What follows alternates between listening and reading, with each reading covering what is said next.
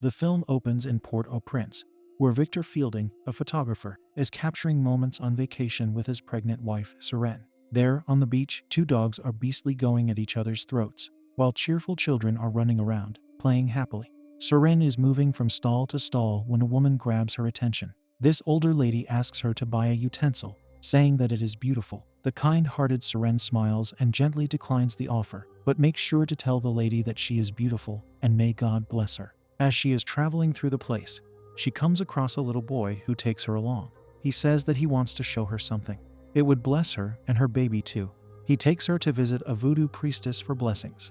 Once there, she excitedly watches as they say prayers and perform their blessing ritual. Soon after, the kids accompany her back to her husband, who is still busy taking pictures.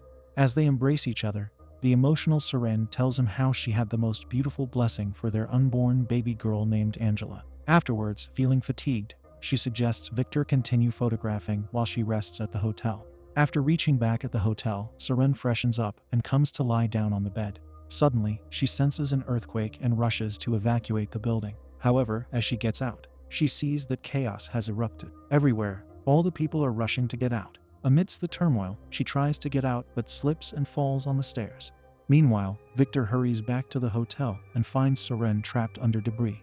After a struggle, he manages to take her outside and lay her down on a bed near the injured people's camp. As the doctor arrives, he informs Victor that saving Seren may endanger the baby, and they can only manage to save one. He says that it is a difficult decision and leaves him with a heart-wrenching choice of whom to save. 13 years later, Victor and his daughter Angela now reside in Georgia. Angela treasures photos of her late mother Seren. Before heading to school, she seeks her father's permission to visit her friend Catherine after classes, but he doesn't approve of it. On their way to school, Victor disapproves of Angela wearing her mother's scarf and tells her not to snoop around his stuff when she tries to lie that she got it from the store. As they reach the school, he tells Angela that her mom's stuff is precious. That is why he wants to treasure it. Then, to lighten her mood, he finally allows her to go to Catherine's house after school, if only she would make sure to be home by dinner. Eventually, a cheerful smile spreads across Angela's face, and she happily thanks her father. As she gets out of the car, Catherine is waiting there for her. She also greets and thanks Victor. The two girls then happily rush off to class. In class, Catherine and Angela arrange to meet another classmate, Deshauna, to explore the woods later. Meanwhile, Victor spends time with his friend and neighbor, Stuart, in the gym. As they are training, Stuart asks him to come over on Sunday as his church is arranging a pancake lunch. However, Victor declines, revealing his loss of faith in God after Seren's demise. After school, Deshauna opts out of joining Catherine and Angela. Consequently, the two girls venture into the woods alone, aiming to connect with spirits and find answers to their questions.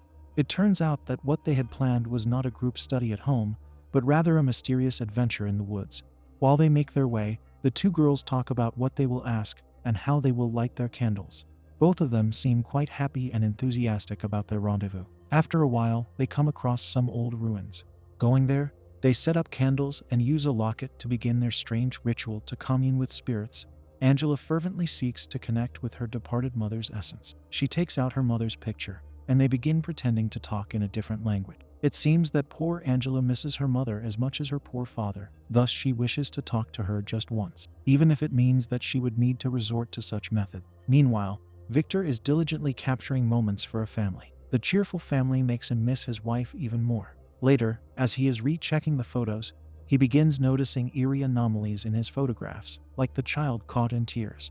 Just then, he notices the electricity buzzing and the light dimming behind him. Turning around to look, he finds everything in order. Turning back around, he sees the picture on his screen looking strangely creepy. Thinking that he must be too tired, he opts to log out from work. Returning home, Victor's concern escalates when he isn't able to find Angela. After looking around the house and trying her cell phone, he contacts Catherine's house to check. Upon realizing Angela's absence from Catherine's house, the poor man freaks out. Frantically attempting to reach her by phone proves futile, as her device remains out of reach. After he goes to Catherine's house, her mother Miranda tells him of the girls' change in plans to visit Deshauna instead. Hastening to Deshauna's residence, they uncover the girls' original intention to venture into the woods.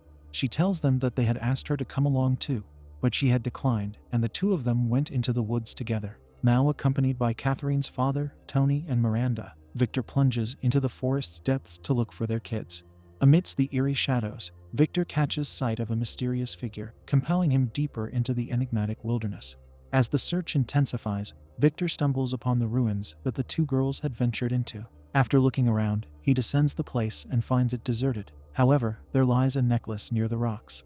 The man picks the rocks aside, only to get startled when he notices a snake there. Scared, he quickly moves back and in the process slips.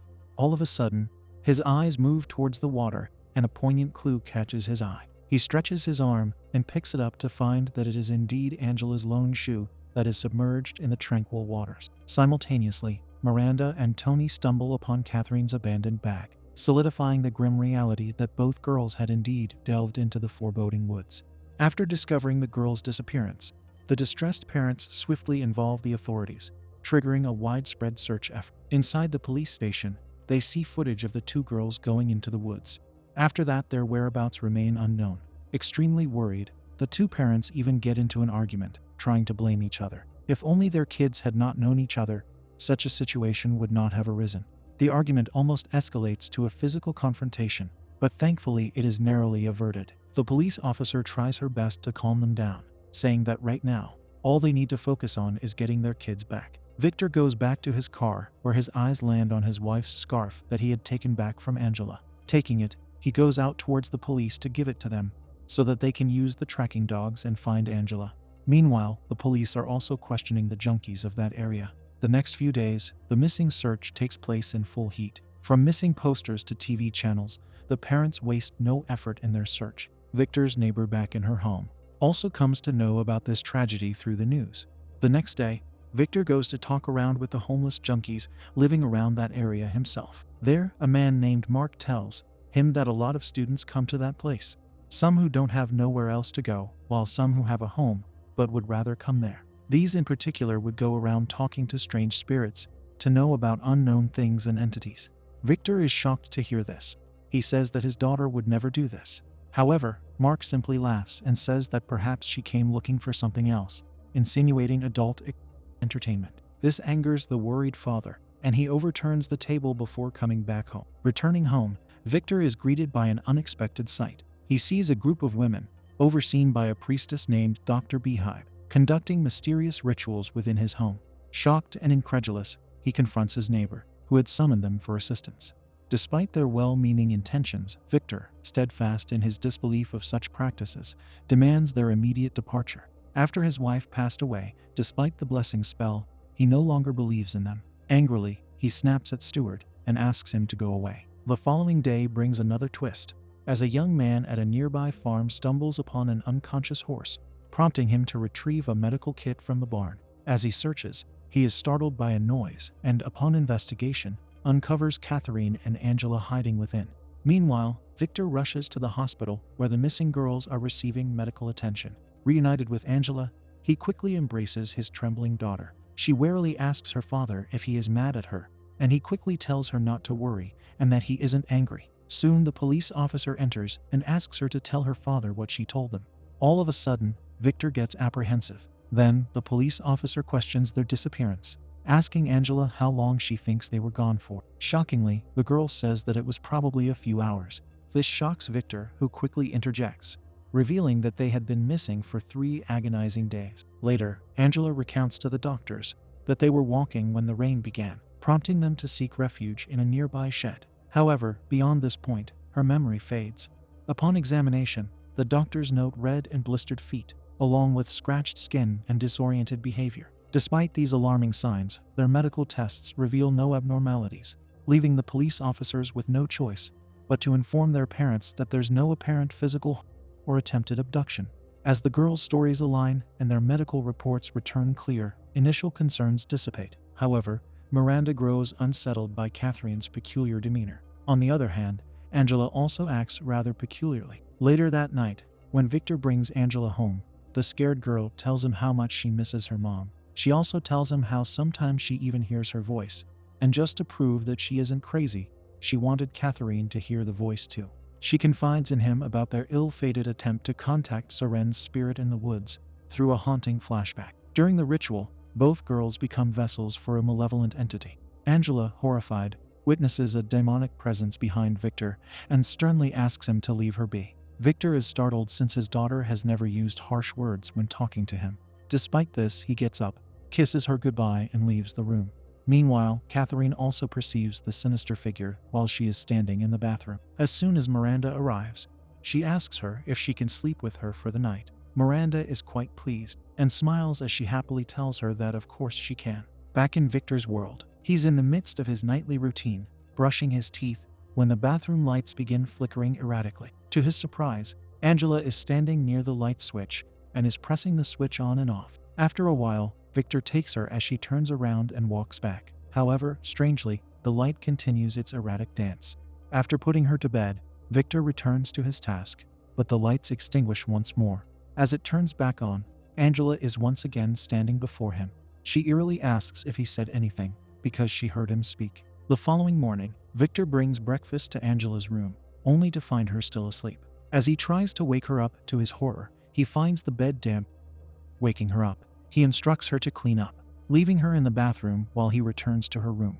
Suddenly, a noise draws him back to the bathroom, where he discovers murky water in the bathtub and one of Angela's nails left behind. Terrified, Victor searches for her. Looking around, he hears voices coming from a nearby room. Before he can go in there, Angela launches a sudden attack. She uses her mother's scarf to knock him down before leaving him inside. Startled and scared, Victor quickly rushes out moments later. Outside the door, the man finds his beloved daughter seized by a violent convulsion. Rushing her to the hospital, doctors administer sedatives to quell the episode. They find many of her nails painfully broken and extremely disturbing cuts on her belly. Seeking answers, Victor queries Anne about similar cases, grasping for understanding in the face of Angela's inexplicable behavior. Meanwhile, Miranda and Tony bring Catherine and her siblings to their Baptist church, where the pastor offers prayers of gratitude for Catherine's safe return. Yet, despite the outward celebration, Catherine bears the weight of her ordeal. Her appearance reflects the toll taken by her unsettling experiences.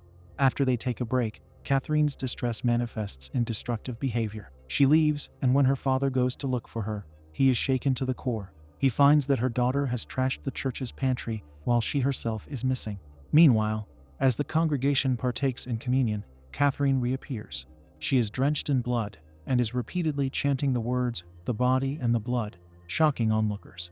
Before chaos can erupt, her parents intervene to restrain her, eventually taking her back to the hospital as well. In the hospital, amidst the turmoil, they meet Victor once more. As the three concerned parents are talking about their children's situations, Miranda voices her belief that their daughters encountered an unholy spirit in the woods, which might have led to them becoming possessed. She draws parallels to Jesus' triumph over Satan after 3 days in hell. Miranda suggests a similar spiritual battle for their daughters' souls.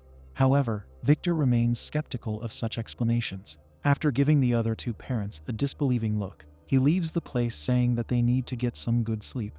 Elsewhere in the hospital, as Anne checks on Angela, the atmosphere grows increasingly eerie. Angela begins to cryptically speak of her past, mentioning her child and calling her sister Mary Xavier, disturbing Anne. She talks about how the woman was just like a rotten pumpkin. Suddenly, Angela begins profusely, heightening the tension in the room. Petrified, Anne calls out for help. Following this uncanny incident, Angela is transferred to a mental health facility for her inexplicable behavior. Victor is summoned and briefed on the situation regarding his daughter, and how they would try to use a few clinical frameworks to try and help her. After Victor comes back home, he is greeted by Anne at his doorstep. She reaches out to him, offering a book she believes may hold answers to his questions, and extending a gesture of support amidst the bewildering circumstances. Victor, steadfast in his skepticism, brushes off the notion of supernatural occurrences as mere figments of people's imagination. Despite Anne's attempts to provide solace and insight, he remains unconvinced, attributing the phenomena to human perception. In a moment of vulnerability, Anne reveals her own painful past to Victor, disclosing her journey of aspiring to become a nun. She says that she thought she was ready to embrace the Lord at that time, but in reality she wasn't, since she soon got pregnant and had to abort the baby. Trembling, the woman reveals her long-kept secret. She says that at that time, she had even chosen her name that she would adopt after being a nun. It was Sister Mary Xavier. Anne also makes sure to tell him that it is a detail that was previously undisclosed to anyone, but just earlier, it somehow became known to Angela. If it is not a supernatural influence, then she isn't sure what else would be. Disturbed, Victor comes back inside and delves into the book that Anne just handed over to him. It is the writing of Chris MacNeil, who chronicled her daughter Reganne's possession. Victor immerses himself in her interviews and experiences. Seeking further guidance, Anne seeks the counsel of Father Maddox, recognizing the need for spiritual intervention. She asks him to help someone that she knows who is suffering. Later, venturing to Chris's solitary abode, Victor learns of her lifelong dedication to understanding and combating demonic possession, spurred by her own daughter's ordeal. Despite her success as an author, Reganne's disapproval severed their connection, leaving Chris with a fervent desire to aid others facing similar struggles. In a bid for assistance, Victor shares Angela's suffering with Chris, pleading for her expertise. Accompanied by Father Maddox, they all get together at the hospital. As they move towards the cell where Angela is kept, she senses their arrival and hides beneath her bed. Chris's presence elicits recognition from Angela, hinting at a deeper connection between the demon that possesses her and Chris. Perhaps it is the same spirit that possessed Reganne. With Angela's cryptic declaration that someone is waiting for them, the group is drawn to Catherine's residence. There, Victor seeks Tony's cooperation in allowing Chris to help them. However, Tony's demeanor looks strange. He looks both traumatized and terrified. Chris, on the other hand, feels Catherine's presence and follows her. Entering her room, Chris confronts the terrifying sight of Catherine consumed by possession. Undeterred, she attempts to establish a connection, referring to a prior encounter with the demon. As the demon taunts her with mention of Reganne, Chris stands firm. She says that her sole intent is to save Catherine's life. In a sudden eruption of chaos, Catherine's screams pierce the air as she writhes in torment on the bed. Undeterred, Chris bravely confronts the malevolent force, endeavoring to wrestle back control of Catherine's besieged body and banish the demon that holds her captive. After an intense moment, all of a sudden, the demon feigns departure from Catherine's body, lulling Chris into a false sense of security. As she aids Catherine to sit up, the demon seizes the opportunity to enact a vicious assault. She makes Catherine brutally gouge out Chris's eyes with a cross, leaving her blind and incapacitated. Subsequently hospitalized, Chris's tragedy prompts Father Maddox to urgently seek approval from the Catholic Church for an exorcism. He implores them to recognize the sinister presence residing within the two little girls and urges swift action to combat the malevolent force threatening their soul. Meanwhile, Victor visits Chris, burdened with remorse for her suffering. Chris, despite her grievous injuries, offers solace and understanding, revealing the demon's deceitful attempts to convince her of Reganne's demise. She absolves Victor of blame, emphasizing that they need collective effort in combating the evil that has befallen their loved one. She says that they need to be united in the face of adversity, stressing that only through collective determination can they hope to overcome the darkness and save Catherine from the clutches of the malevolent entity. The following day, after asking Stuart about the priestess that he had brought over to the house, Victor seeks solace at Seren's gravesite. There, he encounters the hoodoo practitioner, Dr. Beehive. Later that evening, the girls are brought to Victor's home, where a group including Dr. Beehive, Pastor Don Ravan's Anne, and the parents of the two girls convene to perform the ritual. However, Father Maddox arrives with sobering news. The church has withheld approval for the exorcism due to the perceived risks involved. Despite this setback, the group resolves to proceed with the ritual independently. Gathering in the room where Catherine and Angela are bound to chairs, they observe a disconcerting synchronicity of the girls' hearts beating in eerie unison. Undeterred, they commence the ritual, fortified by talismans provided by Dr. Beehive and cautioned against physical contact with the afflicted. As Anne initiates the exorcism, Angela's unsettling smile unnerves Victor, casting a shadow of apprehension over the proceedings.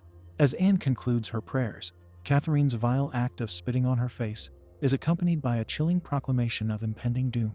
They will all perish this very night. The demon's insidious influence amplifies, sowing seeds of fear and discord among the group. Despite their unwavering recitation of prayers, the demon remains defiant, inflicting relentless torment upon the possessed girls.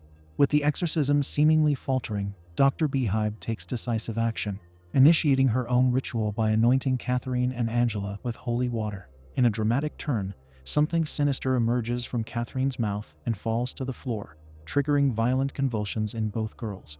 Smoke begins to billow from Angela's mouth, signaling a dangerous escalation of the demonic presence.